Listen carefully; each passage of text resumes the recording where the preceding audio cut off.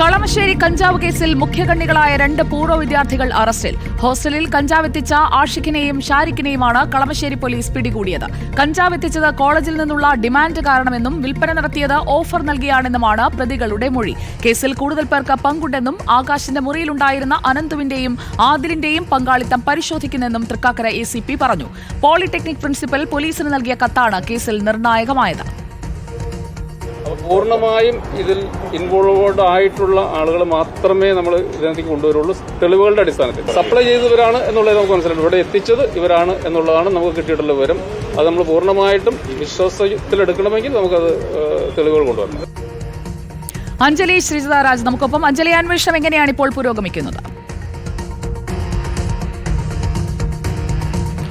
സുജയ, അതായത് കഴിഞ്ഞ ദിവസം ഗവൺമെന്റ് പോളിടെക്നിക് കോളേജിൽ നിന്നും 2 കിലോയോളമുള്ള കഞ്ചാവ് പിടികൂടിയ കേസിൽ ഇപ്പോൾ ഇന്ന് നിലവിൽ 2 പേരെയാണ് പോലീസ് അറസ്റ്റ് ചെയ്തിരിക്കുന്നത്. 2 പൂർവ്വ വിദ്യാർത്ഥികളാണ്.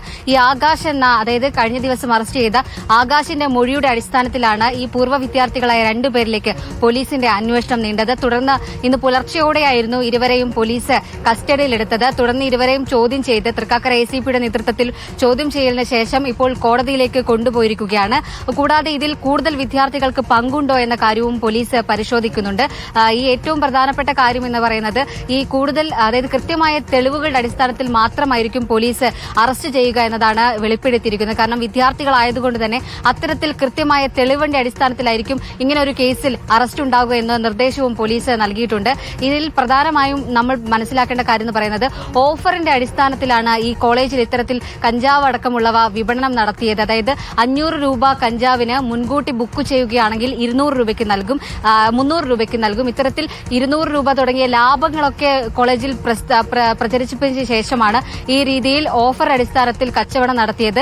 ഈ കോളേജിലുള്ള ഈ വിപണനം അതായത് കോളേജിലെ ഡിമാൻഡ് അനുസരിച്ചാണ് ഇത്തരത്തിൽ വിദ്യാർത്ഥികൾ കൂടുതൽ കഞ്ചാവുകൾ കോളേജിൽ എത്തിച്ചത്. ഈ ആഷിക്കും കൂടാതെ ഈ ഷാരിഖും കോളേജിലേക്ക് പലതവണയായിട്ട് കടന്നു വരാറുണ്ടെന്നും ഇവർ നേരത്തെയും ഇത്തരത്തിൽ കോളേജിൽ കഞ്ചാവ് എത്തിച്ചിട്ടുണ്ടെന്നുമാണ് പോലീസ് നമുക്ക് നൽകുന്ന വിവരം. കൂടാതെ ഇത് ഇതര സംസ്ഥാന തൊഴിലാളികളിലേക്കും പോലീസിന്റെ അന്വേഷണം നീളുന്നുണ്ട്. ഈ ആഷിഖിന് ഇതര സംസ്ഥാന തൊഴിലാളികളാണ് ഇത് ഇത്തരത്തിൽ കഞ്ചാവ് നൽകിയതെന്നൊരു വിവരവും പോലീസിന് ലഭിച്ചിട്ടുണ്ട്. പക്ഷേ ഇത് പോലീസ് ഇപ്പോൾ പരിശോധിച്ചു വരികയാണ്. നിലവിൽ ഇന്ന് ആഷിഖ്, ഷാരിഖ് എന്ന പൂർവ്വ വിദ്യാർത്ഥികളെയാണ് പോലീസ് അറസ്റ്റ് ചെയ്തിരിക്കുന്നത്.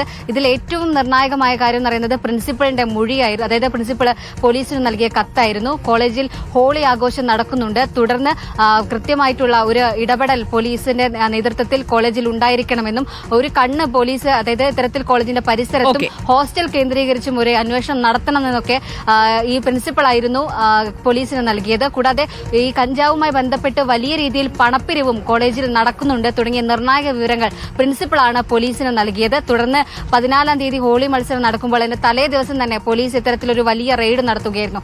അന്വേഷണം ഇപ്പോൾ കൂടുതൽ വിദ്യാർത്ഥികളിലേക്ക് കൂടെ വ്യാപിപ്പിക്കാനാണ് പോലീസിന്റെ തീരുമാനം. ഈ കഞ്ചാവിന്റെ ഉറവിടം പൂർവ്വ വിദ്യാർത്ഥികളടങ്ങുന്ന ഒരു വലിയ സംഘം, അതിലെ ഓഫർ വിൽപ്പന എല്ലാത്തിലേക്കും അന്വേഷണം നീളുകയാണ്. അഞ്ജലിയാണ് വിവരങ്ങൾ നൽകിയത്.